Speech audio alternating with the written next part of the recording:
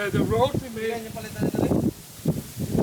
5,500 per month for the next 5 years, though? How much are you talking about?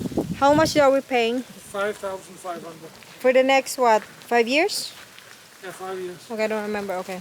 So guys, andito kami ngayon sa place na bumili kami ng maliit na lupa pero under development pa rin siya. And it's okay. There's a little bit of progress. Yun lang. So, 50 square meters lang.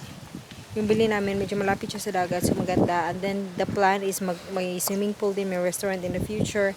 Pero for now, sobrang slow ng progress niya. But it's okay as long as may progress kahit papano. And, pakita ko sa inyo yung lugar. Pero hindi namin alam kung saan dito yung aming 50 square meters na nabili. So, yan. Ganyan.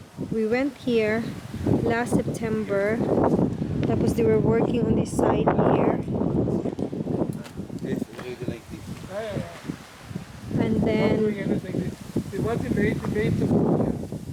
yeah. That's what they did last time. There was a big pile. There was 6 people going and working and making By hand. by hand, and then, you know, a wheelbarrow and a And then this shovel. one, ito yung parang progress kasi last September wala pa ito. Pero ngayon, meron na. It's very slow pero yeah, let's see. But if a big machine come in,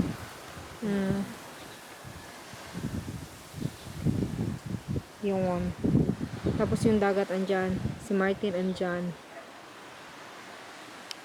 We walk a little bit here. Oh.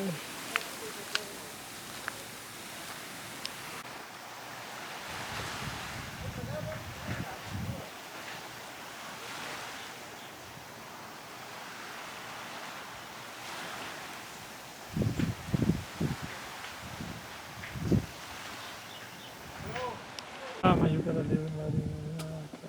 Okay, let's go. Then go.